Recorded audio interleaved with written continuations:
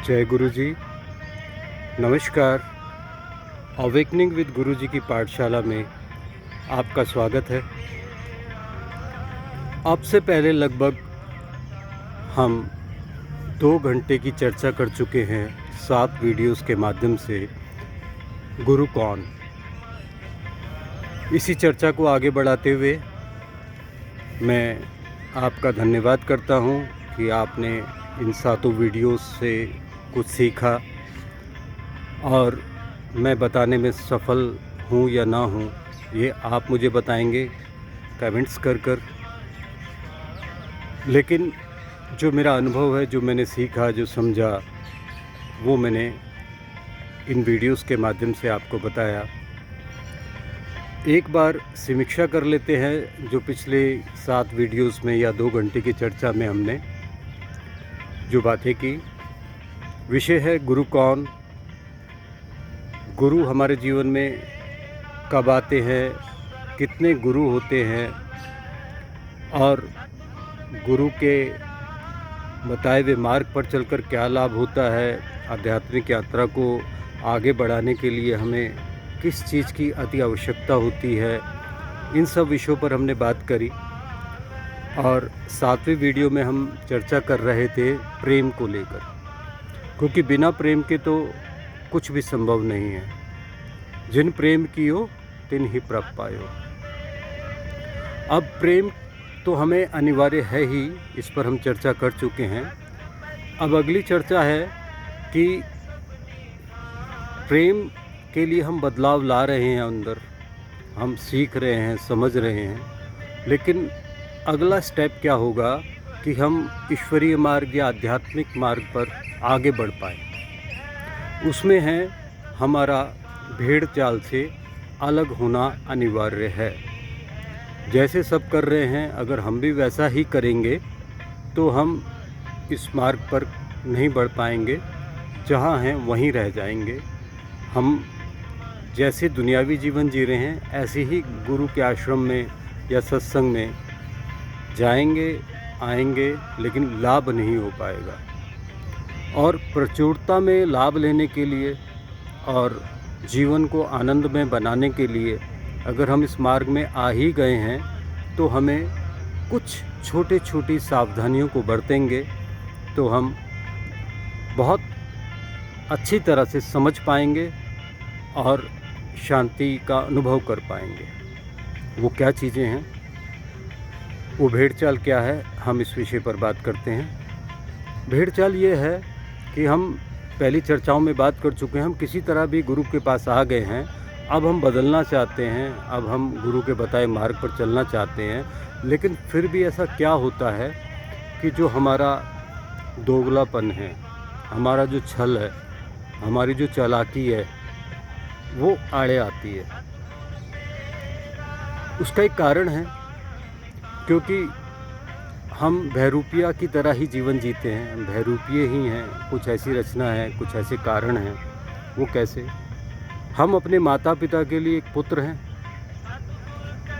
अपनी पत्नी या पति के लिए पत्नी या पति हैं, बच्चों के लिए हम पिता हैं, माता हैं, और जॉब में जाते हैं तो हम किसी के एम्प्लॉई हैं, और बिज़नेस करते हैं तो हम वहाँ के ऑनर हैं। तो इस तरह से हम हैं तो एक ही, लेकिन अलग अलग जगहों पर हमें मजबूरन, ये नेचर है, ये कुदरत ने ही ऐसी रचना रची है कि हमें बदलना पड़ता है, अपने को अलग अलग रूप में प्रदर्शन करना पड़ता है, और वो मर्यादा में रहकर करना अनिवार्य है। मर्यादित व्यक्ति को ये सब करना पड़ेगा। माता पिता के संपर्क में आएगा तो उन्हें आदर सत्कार देगा, पत्नी से आएगा तो प्रेम व्यवहार करना है उसको, और बच्चों को शिक्षा देनी है, उनका लालन पालन करना है। जॉब में जाता है, अपने बॉस की माननी है, व्यापार करता है तो हमें सब कस्टमर्स के लिए काम करना होता है, बेस्ट करना होता है। तो इस कारण से हम दिन भर कई रूपों में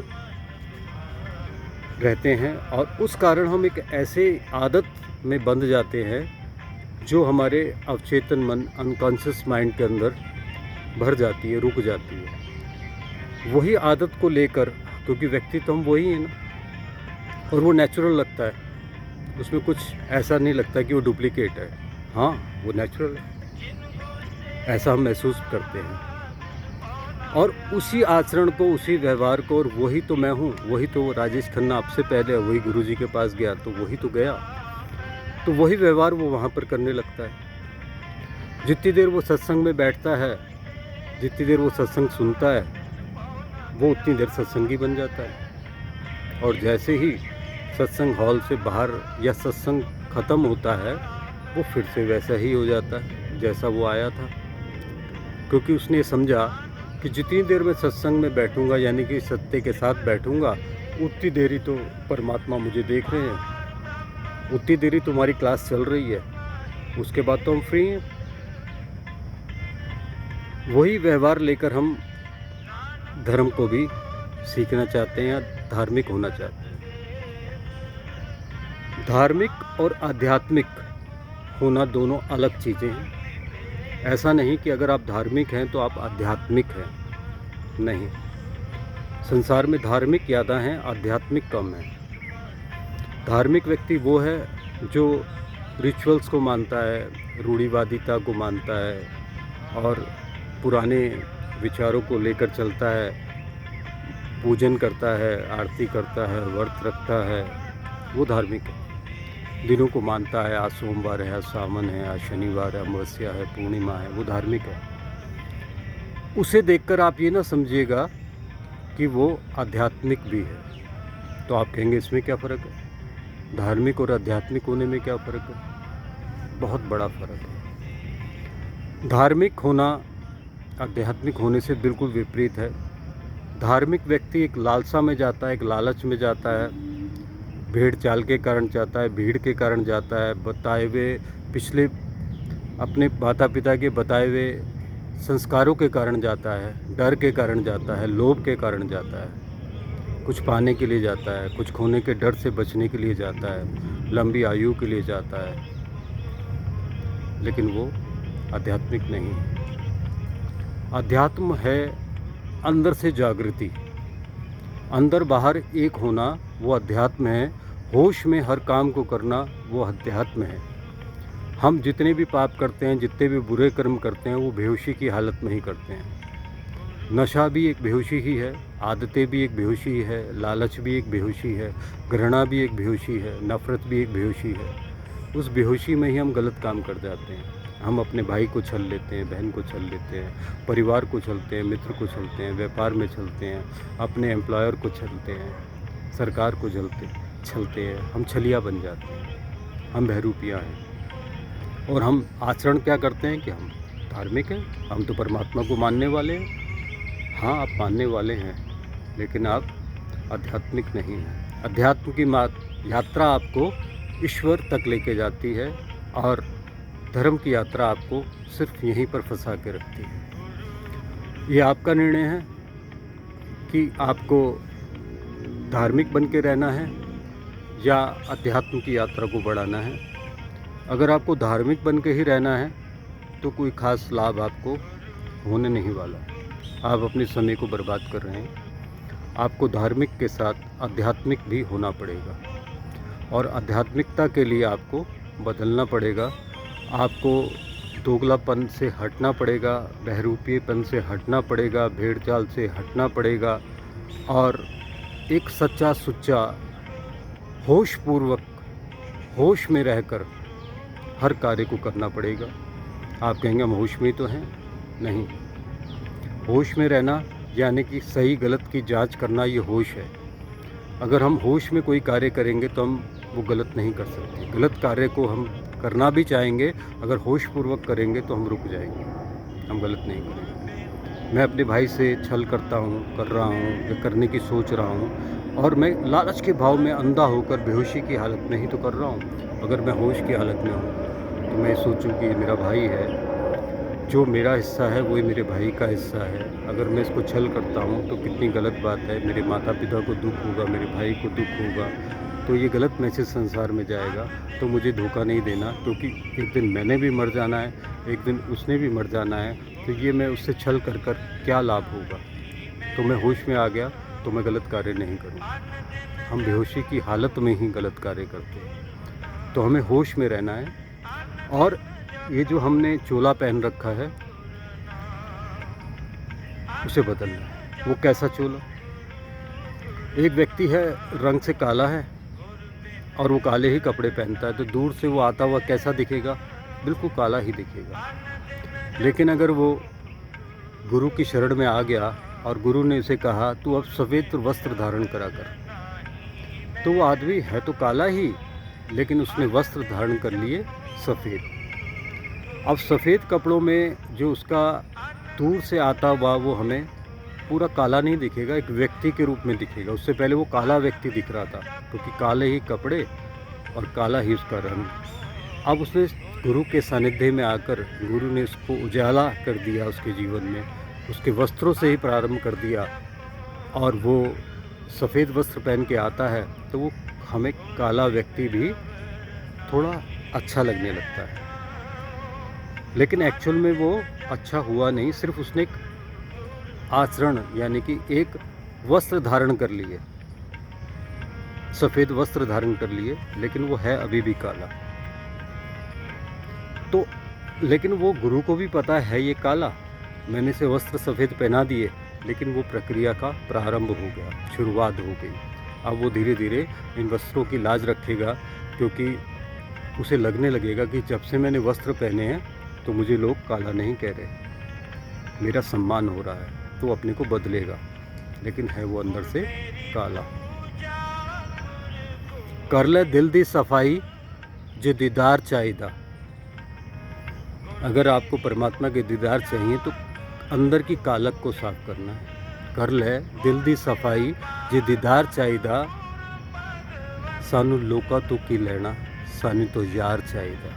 सानू लोका तो की लेना, सानू तो यार चाहिदा। अगर आपको यार चाहिए, प्रेम चाहिए, परमात्मा चाहिए, तो आप लोगों की चिंता करना छोड़ दें, भीड़ से हट जाए, अलग हो जाए। ये ना कहें कि वो भी तो गलत करता है, वो भी तो गुरु वाला है, वो भी तो मंदिर जाता है, वो कर सकता है तो हम भी कर सकते हैं। देखो वो गलत करने के बाद भी ईश्वर कौन सा उसको डंडा मार रहा है। वो देखो कितना अमीर हो रहा है, कितना रईस हो रहा है, कितना आगे बढ़ रहा है। आप कहते हो कि नहीं, छल करने वाला प्रोग्रेस नहीं करता, वो तो दिन रात कर रहा है, और हम सच्चे हैं तो हम पीछे रह जाते हैं, हम ऐसे एक्सक्यूज़ देते हैं। कर ले दिल दी सफाई जे दीदार चाहेगा। छोड़ो इन सब बातों को, आपको सफाई करनी ही पड़ेगी। वो जो कर रहा है उसको देखा देखी अगर हम भी उसी मार्ग पर चलेंगे, उसी तरह चलेंगे, तो ये होगी भेड़ चाल। बदलें अपने को, सफाई करें अपनी। एक जगह डिबेट हुई और मॉरल एंड वैल्यूज़ पर ये डिबेट की गई, और एक संस्था ने उसे ऑर्गेनाइज़ किया, और उसमें बहुत अच्छी डिबेट चली कि क्या मॉरल्स होनी चाहिए, हमारी क्या वैल्यूज़ होनी चाहिए। इस विषय पर बात शुरू हुई, और अंत में जो ऑर्गेनाइज़र था उसने कहा कि जितने भी पार्टिसिपेंट थे वो जब इस हॉल से बाहर जाएंगे तो एक टेबल है और उसमें 2 आइडल्स रखे हैं, 2 मूर्ति रखी हैं, एक श्री राम की और एक रावण की। आप दोनों में से एक ले जा सकते हैं, और हर मूर्ति पर आपका नाम लिखा होगा, आइडल पे नाम लिखा होगा। आपको जो अच्छी लगे दोनों में से एक ले जा सकते हैं। लेकिन मैं आपको बता दूं, ऑर्गेनाइज़र ने कहा कि जो रावण की मूर्ति है वो सिल्वर से बनी हुई है, उसके अंदर चांदी से बनी हुई है। बाहर से श्री राम की भी और रावण की भी एक से ही आइडल हैं, एक से ही लगेंगे देखने में। वो रावण लगेंगे, वो श्री राम लगेंगे, लेकिन जो रावण वाली प्रतिमा है, आइडल है, उसके अंदर चांदी है, चांदी से भरी हुई है। आपको जो अच्छा लगे वो आप ले जा सकते हैं। और आप यकीन करेंगे, ये जो सर्वे हुआ है ये कोई काल्पनिक बात नहीं बता रहा। जब मॉरल और वैल्यूज़ की बात करने वाले, बहुत अच्छी अच्छी बातें करने वाले, बहुत ऊंचे संस्कारवान बातें करने वाले, ओहदे से ऊंचे, पद से ऊंचे पार्टिसिपेंट वहाँ पर पहुँचे, तो उनका हाथ श्री राम की मूर्ति की तरफ बढ़ा, लेकिन उनके मन के विचार दाएं बाएं की टेबल पे करे कि वो भी रावण की उठा रहा है, वो भी रावण की उठा रहा है, मैं श्री राम की क्यों उठाऊँ, मैं मूर्ख कहलाऊँगा, क्योंकि उसके अंदर चांदी है और वो तो एक साधारण मूर्ति है। तो सभी ने आप यकीन करेंगे सभी ने रावण की मूर्ति उठा ली। और जब बाहर दूसरा गेट था, क्योंकि पार्टिसिपेंट की उसने चेकिंग करनी थी, ऑर्गेनाइज़र ने, दूसरे गेट में गार्ड्स खड़े थे और एक बड़ा सा होर्डिंग लगा हुआ था कि मित्रों, जो श्री राम की प्रतिमा है वो अंदर से गोल्ड की बनी हुई है। अब आप सोचिए क्या हाल हुआ होगा उनका, जो चांदी की प्रतिमा लेकर, रावण की मूर्ति लेकर बाहर गए थे। अगर वो अपने मॉरल एंड वैल्यूज़ में रहते, श्री राम के आचरण पर ही उन्हें चलना है, वो रावण को गलत बता रहे थे, मूर्ति रावण की लेके जा रहे हैं, तो आपको लगता है वो अंदर बाहर से एक थे? नहीं। और उस ऑर्गेनाइज़र ने कहा कि सबको मैंने ये बताया कि रावण की मूर्ति चांदी की बनी हुई है, सिल्वर की बनी हुई है, लेकिन किसी ने ये नहीं पूछा कि श्री राम की मूर्ति के अंदर क्या है।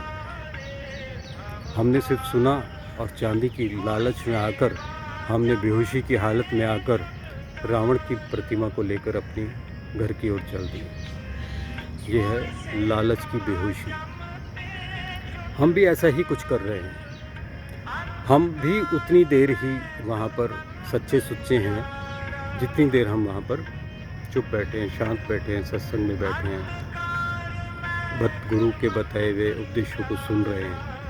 उसके बाद सिर्फ बाहर निकलते ही हम अपने रंग में रंग जाते हैं।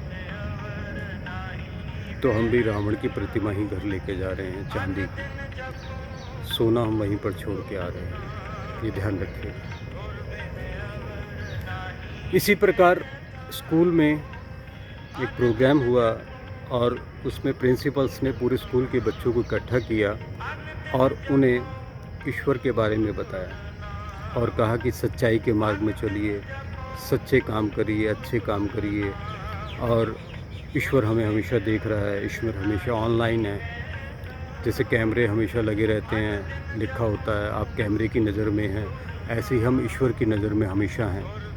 प्रिंसिपल ने उन पूरे स्कूल को ये समझाया कि अब आप यहाँ से, इस प्लेग्राउंड से जब आप अपने घर के लिए जाएंगे तो आपको रास्ते में बिस्किट्स के पैकेट्स मिलेंगे और वहाँ पर कोई दे नहीं रहा होगा, सबको अपना अपना पैकेट लेना है और ईश्वर देख रहा है। मैंने आपको अभी लेक्चर में समझाया, तो सबको एक ही लेना है, अपना लेना है और अपने घर जाना है।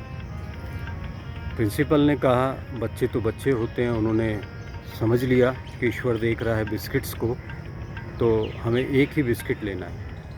सब ने अपना एक एक बिस्किट का पैकेट लिया और थोड़े आगे पहुँचे तो वहाँ पर चॉकलेट के अंबार लगे हुए थे, चॉकलेट ही चॉकलेट्स थे। और बच्चों ने अपनी मर्ज़ी से, किसी ने एक, किसी ने दो, किसी ने तीन, किसी ने चार, जिसके जितनी हाथ में आई वो भर लिए और चल दिए। गेट पर उन्हें रोक लिया गया और उनसे पूछा गया कि जब प्रिंसिपल मैम ने कहा कि आप बिस्किट लेंगे तो ईश्वर आपको देख रहा है, सिर्फ आपको एक एक ही बिस्किट लेना है, तो आपने चॉकलेट्स इतनी सारी क्यों उठा ली?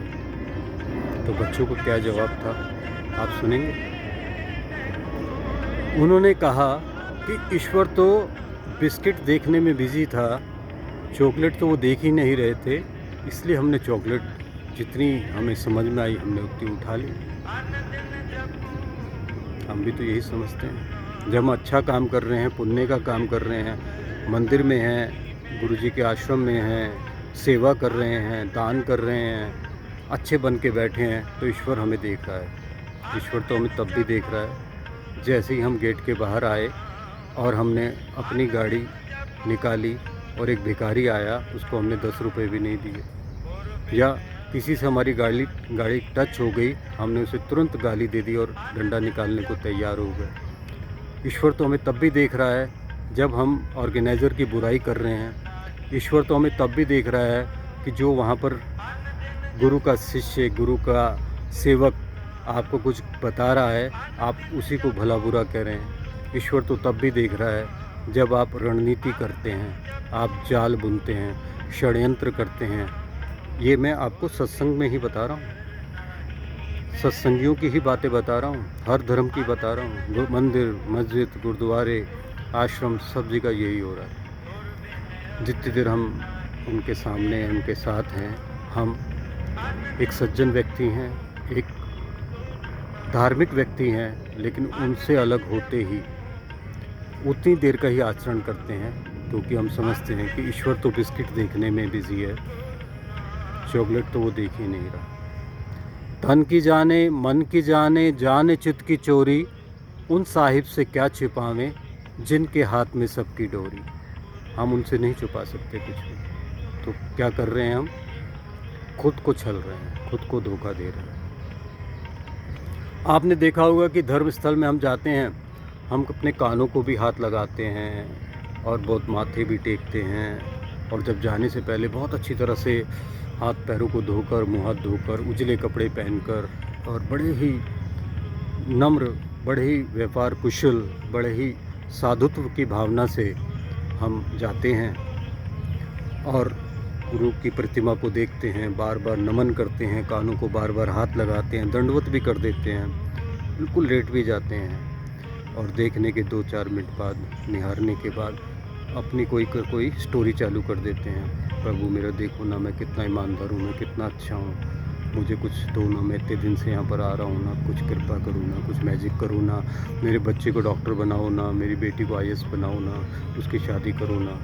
हम कोई लिस्ट उनके सामने रख देते हैं और वो सब कुछ धरा रह जाता है।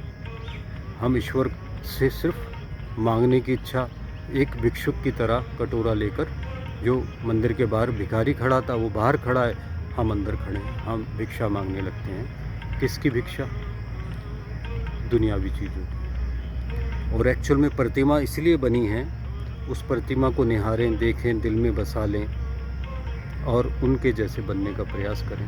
जब ईश्वर हमारे आँखों के द्वार से हमारे आत्मा के अंदर, दिल के अंदर बस जाएंगे, तो हमें किसी चीज़ को मांगने की आवश्यकता नहीं पड़ेगी, क्योंकि अंदर से उसी की आवाज़ होगी। अंदर भी वो, बाहर भी वो, तो हमारे काम कैसे रुकेंगे? नहीं रुकेंगे। बारो धोवे लत्ता गोडे, लत्ता यानी टांगे, घुटने तक धोते हैं हम बहुत अच्छी तरह से, मंदिर जा रहे हैं। बारो धोवे लत्ता गोडे, अंदरों रही पलीती, लेकिन अंदर से अभी भी पलीती है, यानी काले ही है। बारो धोवे लत्ता गोडे, अंदरों रही पलीती, कन्ना नू हतलावे पहले फिर नमाज नीति, मेरा दिल खिलावे मुंडे कुड़ियाँ, सजदे करे मसीती। ए दुनियादारा रब दे नाल भी 420 तू कीती। अर्थात हम मंदिर जाने से पहले बहुत अच्छी तरह से नहा धो रहे हैं और कानों को भी हाथ लगा रहे हैं और मंत्र जाप भी कर रहे हैं, पाठ भी कर रहे हैं, उनके बताए हुए प्रेयर्स को कर रहे हैं, और थोड़ी देर बाद अपनी लिस्ट, मेरा मन खिलावे मुंडे कुड़ियाँ, सजदे करे मसीती। अरे तू क्या सजदा कर रहा है? तू प्रार्थना कर रहा है? ईश्वर के आगे नमन कर रहा है? तेरा दिल खिलावे मुंडे कुड़ियाँ, सजदे करे मसीती। ए दुनियादारा रब दे नाल भी 420 तू कीती। ए दुनियादारा रब दे नाल भी 420 तू कीती। बारो धोवे लत्ता गोडे, अंदरों रही पलीती, कन्ना नू हतलावे पहले फिर नमाज नीति, तेरा दिल खिलावे मुंडे कुड़ियाँ, सजदे करे मसीती। ए दुनियादारा रब दे नाल भी 420 तू कीती। आप सोचते हो कि यहाँ भी चालाकी चलेगी? नहीं चलती, चालाकी नहीं चलती। भोले भाव मिले रघुराया, भोले भाव भी मिलते हैं वो रघुराई। भोले भाव मिले रघुराया, चतुराइयाँ किन्हें न पाया।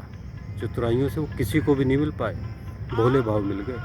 अभी पिछली चर्चा में हमने, शबरी ने भोले भाव ही तो अपने झूठे बेर खिला दिए थे श्री राम को, और प्रेम के वशीभूत होकर राम जी ने वो बड़े चाव से खा भी लिए थे। आपकी चतुराई से कोई लाभ नहीं होने वाला। आप बहुत बड़े बड़े सत्संग करिए, बहुत बड़े बड़े महाराज को बुलाइए, पार्टीज़ को बुलाइए, कथावाचक को बुलाइए, कोई लाभ नहीं होने वाला। कर ले दिल दी सफाई। पहले सफाई अनिवार्य है। ये चोला पहनना, जय गुरुजी लिख देना, गुरुजी लिख देना, अल्लाह लिख देना, गॉड लिख देना, सब बाहरी चीज़ें। हर धर्म के अलग अलग वस्त्र हैं, वो धारण कर लेना, वो आध्यात्मिक होने की परिभाषा नहीं। अंदर से बदलना पड़ेगा, अंदर से सफाई करनी पड़ेगी, तभी ये मार्ग सरल बन पाएगा, सुगम बन पाएगा। अभी कहने को बहुत कुछ, लेकिन यहीं विराम करते हैं। अगली चर्चा में इससे आगे की वार्ता करेंगे। और मेरा आपसे अनुरोध, ये जो मैं आपसे टॉक कर रहा हूँ, बात कर रहा हूँ, ये उन बातों से अच्छी है जो हम फिजूल में अखबार पढ़ने पर, दूसरे की निंदा चुगली करने पर, या व्यर्थ लड़ने पर, चुगली करने पर, या बकवास करने में व्यतीत कर देते हैं। उससे अच्छा अपने समय को एक प्रोडक्टिव टाइम में, प्रोडक्टिव चीज़ों में खर्च करना चाहिए। अपने टाइम का सदुपयोग करें। फिर मिलेंगे, और मैं फिर आपसे माफ़ी चाहूँगा कि मुझसे कुछ गलती हुई है तो आप मुझे कमेंट्स में बताइए, फ़ोन करके बताइए, मुझे किस विषय पर बात करनी है इस बारे में बताइए, और मुझे क्या नहीं करना चाहिए ये भी बताइए, क्योंकि आप सब मेरे गुरु हैं। आप सब ही तो मुझे बताएंगे, तभी तो मैं इन गलतियों को रोक पाऊँगा। ठीक लगे तो आप इसे सुनिएगा और दूसरों को भी सुनाइएगा। नमस्कार, जल्दी मिलते हैं।